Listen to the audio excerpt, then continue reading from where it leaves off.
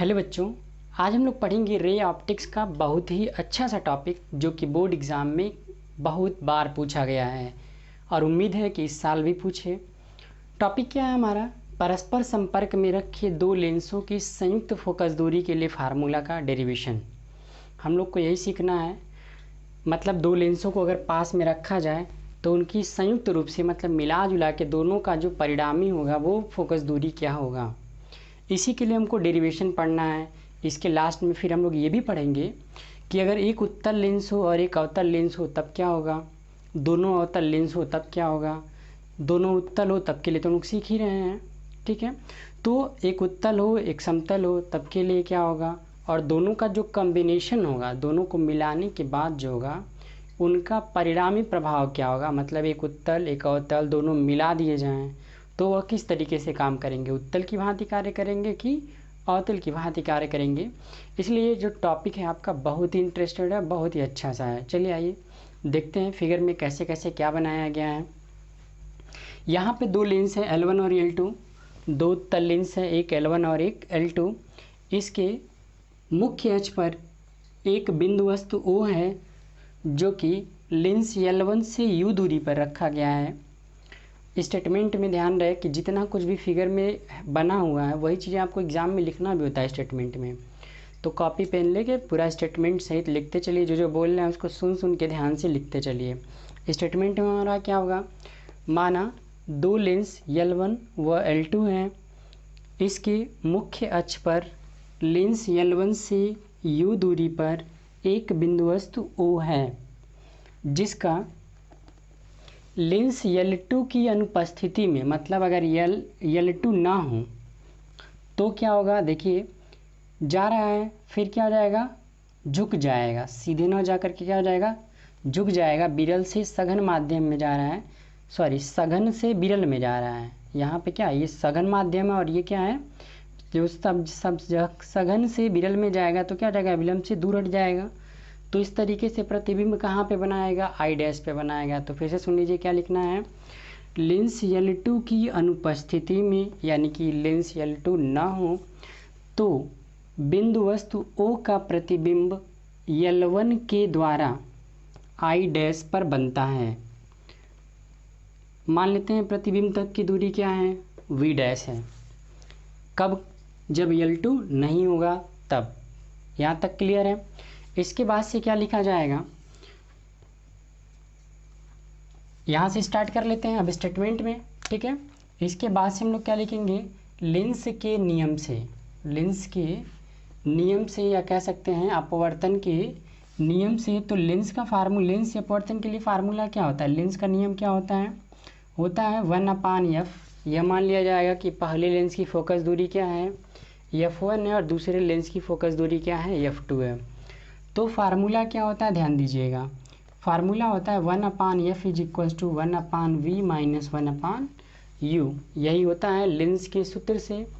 Lens का सूत्र जब लगाएंगे तो वस्तु तक की दूरी u है और प्रतिबिंब तक की दूरी क्या है, v डैश है।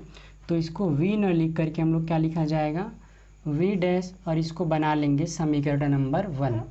एक बार और देख लीजिए, पहले लेंस L1 के द्वारा बिंदु वस्तु O का प्रतिबिंब आई डैश पे बन रहा है और वस्तु तक की दूरी U है, प्रतिबिंब तक की दूरी क्या है, V डैश है। दोनों को कहाँ पे रख लिया गया है, लेंस के फार्मूले में सेट कर लिया गया है। पहले लेंस के द्वारा हो रहा है तो पहले लेंस की फोकस दूरी क्या है, f1 है। यहाँ तक आई होप समझ में आ गया होगा। अब चलिए दूसरा समझते हैं। इसके बाद हम लोग क्या लिखेंगे, लेकिन L2 है, नहीं होता तब ना यहाँ पे बनता।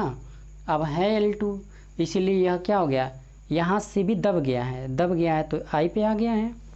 अगर L2 ना होता तब ना ऐसे ऐसे जाता, यहाँ पे आई डैश पे मिलता, लेकिन L2 है तो क्या हो गया, फिर आधार की ओर झुक गया है और ऐसे आ गया है आधार से दूर हटते हुए। फिर क्या हुआ, इसका मतलब यह हुआ, लिखा जाएगा स्टेटमेंट में कि बिंदु आई डैश लेंस L2 के लिए आभासी वस्तु का कार्य करता है। मतलब यह क्या, एक वस्तु की तरह व्यवहार करने लगा, किसके लिए, L2 के लिए। लिखेंगे क्या, बिंदु आई डैश लेंस L2 के लिए आभासी वस्तु का कार्य कर रहा है जिसका प्रतिबिंब कहाँ पे बन रहा है, आई पे बन रहा है। यानी स्टेटमेंट में हम लिखेंगे बिंदु आई डैश दूसरे लेंस L2 के लिए आभासी वस्तु का कार्य कर रहा है जिसका प्रतिबिंब I पर बन रहा है। तब वस्तु तक की दूरी क्या हो जाएगी V डैश, प्रतिबिंब तक की दूरी क्या हो जाएगी V। फिर से आप लेंस का फार्मूला अप्लाई कर लीजिए। लेंस के सूत्र से, लेंस का सूत्र दूसरे लेंस की फोकस दूरी क्या मान लिया गया है F2, तो 1/F2 बराबर क्या होगा 1/V माइनस 1/U, और U मतलब वस्तु तक की दूरी कितना है। देखिए भाई ये आभासी वस्तु बन रहा है और यहाँ तक की जो दूरी है, मान लेते दोनों क्या पतले हैं तो बहुत कम दूरी का डिफरेंस होगा। यहाँ से यहाँ तक की दूरी लगभग यहाँ से यहाँ तक की दूरी के बराबर होगा, यानी वस्तु तक की दूरी V डैश, प्रतिबिंब तक की दूरी V। दोनों को सेट कर लिया गया। इसको बना लेते हैं समीकरण नंबर 2।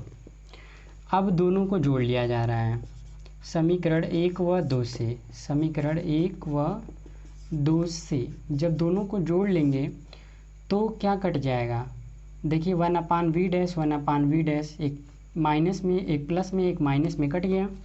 इधर से क्या बचा है, पहले इसको लिख लेते हैं 1/F1 प्लस 1/F2। ये कट गया तो क्या बचा 1/V प्लस में बचा और 1/U माइनस में बचा। इसको हम लोग बना लेते हैं समीकरण नंबर 3। ये हमारा हो गया क्या समीकरण नंबर 3। अब ध्यान दीजिएगा, यह लिखा जाए, यह मान लिया जाए कि यदि इन दोनों लेंसों के स्थान पर, अगला जो हमारे स्टेटमेंट में क्या लिखा जाएगा, यदि दोनों लेंसों के स्थान पर कोई एक पतला लेंस रखा जाए, कोई एक पतला लेंस रखा जाए, दोनों को हटा के उन दोनों की क्षमता के बराबर एक लेंस रखा जाए। यदि दोनों लेंस के स्थान पर कोई पतला लेंस रखा जाए, ठीक है, जो U दूरी पर रखे वस्तु का प्रतिबिंब V दूरी पर बनाता हो, तो क्या होगा। एक बार फिर सुन लीजिए, यदि दोनों लेंस के स्थान पर एक ऐसा लेंस रखा जाए जो U दूरी पर रखी वस्तु का प्रतिबिंब V दूरी पर बनाता हो, तो 1/F, तो उसकी फोकस दूरी कितनी होगी 1/V माइनस 1/U होगी। क्यों, क्योंकि वह U दूरी पर रखी वस्तु का कितनी दूरी पे प्रतिबिंब बना रहा है, V दूरी पे प्रतिबिंब बना रहा है। तो सिंपल सा उसका फार्मूला हो जाएगा, यानी कि 1/F इज इक्वल्स टू 1/, इसको आप लोग स्मॉल f भी बना सकते हैं, नो डाउट, कोई दिक्कत नहीं। 1/F is equals to 1/V minus 1/U।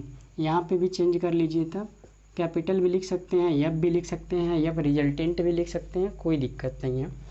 अब समीकरण 3 व 4 से, समीकरण 3 व 4 से, समीकरण 3 व 4 से आपको क्या मिला, ध्यान दीजिए।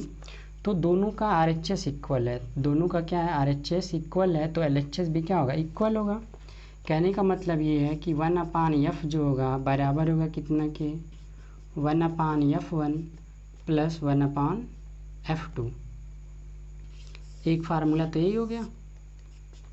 इसी को अगर आप सॉल्व कर लेते हैं एलसीएम लेके सॉल्व करेंगे तो F2 F1 यानी ऊपर प्लस में नीचे एलसीएम हो जाएगा। और इसका जब उल्टा करेंगे, कहने का मतलब ये है, ऐसे लिख लेते हैं 1/F इज इक्वल्स टू, दोनों का एलसीएम क्या हो जाएगा F1 F2, इसका इसके साथ इसका इसके साथ गुणा होगा तो मिलेगा क्या F2 plus F1, F2 plus F1। अब यहीं से दोनों का उल्टा कर लीजिए रेसिप्रोकल, तो F बराबर क्या हो जाएगा F1 F2 ऊपर आ जाएगा, नीचे क्या मिलेगा F2 प्लस F1, चाहे इसी को आप आगे पीछे भी लिख सकते हैं क्या F1 प्लस F2। तो ये फार्मूला होता है क्या करने के लिए, दो संपर्क में रखे लेंसों की संयुक्त फोकस दूरी निकालने के लिए। यहाँ पे दोनों उत्तल लेंस था, तब के लिए फार्मूला ये बना। स्टेप समझिएगा, सब स्टेप वाइज इसको कैसे हम लोग ड्राइव करेंगे। पहले L1 के लिए लेंस में फार्मूला रख लेंगे, U दूरी पे प्रतिबिंब, U दूरी पे वस्तु है, प्रतिबिंब V डैश पे। फिर L2 के लिए ये आभासी वस्तु का कार्य कर रहा है जिसका प्रतिबिंब I पे बन रहा है, तो वस्तु तक की दूरी V डैश, प्रतिबिंब तक की दूरी V। दूसरा समीकरण बन गया, दोनों को जोड़ लेंगे तो F1 plus 1/F1 plus 1/F2 जो भी मिलेगा, समीकरण नंबर 3। फिर उसके बाद से क्या करेंगे, यदि दोनों लेंसों के स्थान पर केवल एक लेंस रखा जाए जो U दूरी पर रखी वस्तु का प्रतिबिंब V दूरी पर बनाता हो, तब के लिए फार्मूला लिख लेंगे। समीकरण 3 और 4 की तुलना कर लेंगे तो तुरंत आपका फार्मूला मिल जाएगा। ये आपके स्टेप होंगे, इसको दिमाग में सेट कर लेना है। अब चलिए देखते हैं कंडीशन। कंडीशन में क्या, अगर एक उत्तल लेंस हो और एक अवतल लेंस हो तब क्या करेंगे, ठीक है। इसी फार्मूले से हम लोग सॉल्व करेंगे। देखिए क्या लिखा जाएगा, यदि एक लेंस, यदि यहाँ पे लिखा जाए स्पेशल केस में, स्पेशल केस में जब लिखा जाएगा क्या, यदि L1 जो L1 है वो हमारा क्या हो, उत्तल लेंस हो, L1 क्या हो, उत्तल लेंस, व L2 क्या हो, अवतल लेंस हो, ठीक है। तब क्या मिलेगा, यदि L1 जो है वो आपका उत्तल लेंस और L2 क्या हो, अवतल लेंस हो, तब क्या मिलेगा। तो उत्तल लेंस की जो फोकस दूरी होती है वो क्या होती है, धनात्मक। उत्तल लेंस की जो फोकस दूरी होती है वो क्या होती है, धनात्मक होती है। और अवतल लेंस की जो फोकस दूरी होती है वो क्या होती है, ऋणात्मक होती है। तो F2 की जो वैल्यू हो जाएगी वो क्या हो जाएगी, निगेटिव हो जाएगी। अब इसी दोनों मान को आप यहाँ पे रख लीजिए, इसलिए 1/f is equals to 1/f1 plus 1/-f2 लिखा जाएगा। फाइनली क्या मिलेगा आपको फार्मूला, 1/f1 माइनस 1/f2, या इसी का अगर आप एलसीएम ले लेते हैं तो क्या मिलेगा, f इज इक्वल्स टू, ये दोनों तो ऊपर आ जाएंगे क्योंकि 1/, है, दोनों ऊपर आ जाएंगे, f1 f2, और नीचे f2 माइनस f1, इसका इसके साथ गुणा होगा, f2 इसका इसके साथ गुणा होगा, f1। सेम इसी तरीके से जैसे ये वाला सॉल्व किया गया एलसीएम लेके, वैसे इसको भी सॉल्व करेंगे। तो यह फार्मूला कब के लिए लागू होगा, जब एक हमारा जो कौन सा लेंस होगा, उत्तल होगा, और दूसरा क्या होगा, अवतल लेंस होगा। अगर एक उत्तल लेंस हो और एक अवतल लेंस हो तो तब के लिए ये फार्मूला है। अब कंडीशन समझिएगा, अब ध्यान से समझिएगा, इसको लेकर के हम लोगों ने पढ़ा क्या, एक कौन सा लेंस है, उत्तल है, और एक कौन सा है, अवतल है। दोनों को मिला लिया गया, एक हमारा क्या है, उत्तल लेंस है, और एक क्या है, अवतल लेंस है, बहुत छोटा सा बनाया गया है। एक हमारा उत्तल लेंस है और एक क्या है, अवतल लेंस है। दोनों का जो कॉम्बिनेशन होगा, हो सकता है कि ये वाला मोटा हो ये पतला हो सकता है ये पतला हो ये मोटा हो, और हो सकता है दोनों बराबर मोटाई के हों, तब क्या होगा, दोनों समान फोकस दूरी के होंगे। तो यहाँ से 3 केस निकल के आएगा। केस फर्स्ट क्या, इसी फार्मूले को लेके चलिएगा, यदि F1 ग्रेटर देन F2, अगर जो है पहले लेंस की फोकस दूरी, यहाँ से लिख लिया जाए, यदि F1 मतलब पहले लेंस की फोकस दूरी अधिक हो दूसरे लेंस की, मतलब उत्तल का फोकस दूरी अधिक हो और अवतल का क्या हो, कम हो, तो क्या मिलेगा, ध्यान दीजिएगा। F2 क्या है, छोटा है, और F1 क्या है, बड़ा है। तो जब छोटे में से बड़े वाले को घटाएंगे, ऐसे समझिए 1 में से जब 2 घटाएंगे तो माइनस में आएगा, यानी श्योर है कि तब जो हमारा F होगा, तो उस कंडीशन में जो F होगा वो क्या मिलेगा, F जो होगा वो हमारा क्या मिलेगा, निगेटिव मिलेगा। और निगेटिव मिलेगा तो निगेटिव कौन से लेंस के लिए होता है, अवतल लेंस के लिए होता है। तब दोनों का जो कॉम्बिनेशन होगा वह किस लेंस की भांति व्यवहार करेगा, तो अवतल लेंस की भांति व्यवहार करेगा। एक बार फिर समझने की कोशिश करिए, अगर एक उत्तल लेंस को और एक अवतल लेंस को सटा के रखा जाएगा तो दोनों का रिजल्ट क्या होगा, मतलब वो प्रकाश किरणों को फैलाएगा या एकत्रित करेगा। ये 2 गुण होता है।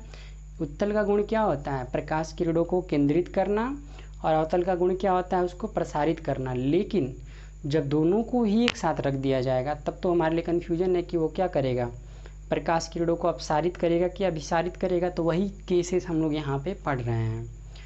यह पढ़ा गया है कि अगर और उत्तल लेंस जो है यानी कि F1 जो है वो बड़ा हो, F2 जो हो वो क्या हो, छोटा हो, तो इस कंडीशन में क्या मिलता है, F का मान ऋणात्मक आता है।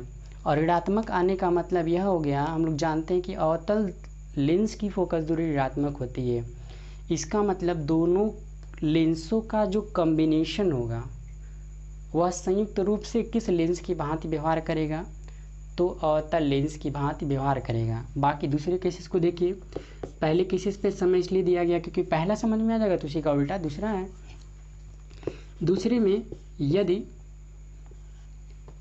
f1 का मान छोटा हो किससे, f2 से, तो इस कंडीशन में क्या मिलेगा, चलिए ये फार्मूले से चेक कर लेते हैं। f2 का मान बड़ा है f1 का मान छोटा है, तो दो में से एक घटाएंगे एक, हमेशा बड़े में से छोटे घटाएंगे तो प्लस में ही आएगा, यानी यह पूरा जो रिजल्ट होगा वह किस में आएगा, प्लस में आएगा। तो इस कंडीशन में जो हमको f मिलेगा वह किस में मिलेगा, पॉजिटिव में मिलेगा। और जब पॉजिटिव मिलेगा तो यह किसका पहचान होता है, उत्तल का पहचान होता है। यानी इस स्थिति में जो लेंसों का कॉम्बिनेशन होगा संयुक्त रूप से वह किस लेंस की भांति व्यवहार करेगा, तो उत्तल लेंस की भांति व्यवहार करेगा, प्रकाश किरणों को केंद्रित करेगा, अभिसारित करेगा। तीसरा केस समझते हैं। तीसरे केस में यह मान लिया जाए कि दोनों की फोकस दूरी बराबर हो, f1 और f2, मतलब जितनी फोकस दूरी का उत्तल लेंस लिया जाए उतने ही फोकस दूरी का अवतल लेंस भी लिया जाए, तब क्या मिलेगा, ध्यान दीजिए। यहाँ से f1 और f2 बराबर हो गया, बराबर मतलब अगर ये 2 है तो ये भी 2 है, तो 2 में से 2 घटेगा 0।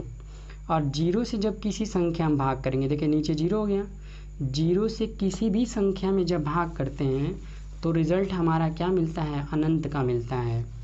अगर दोनों बराबर होगा तो घटाएंगे तो 0 हो जाएगा, और जब 0 से भाग देंगे तो क्या हो जाएगा, अनंत। तो इस कंडीशन में जो f मिलेगा वह क्या मिलेगा, इनफाइनाइट मिलेगा। और यह बताइए अब कि अनंत किसका होता है, तो बहुत अच्छी तरीके से आप लोग जानते हैं कि समतल लेंस का जो फोकस दूरी होता है वह क्या होता है, समतल लेंस की जो फोकस दूरी होती है वो क्या होती है, अनंत होता है। ठीक है, तो इस तरीके से इस फार्मूले से हम लोगों ने सीखा 3 कंडीशन। क्या, अगर एक उत्तल और एक अवतल लेंस का अगर कॉम्बिनेशन है तो कब वह उत्तल की भांति काम करेगा, कब अवतल की भांति कार्य करेगा, और कब समतल लेंस की भांति कार्य करेगा।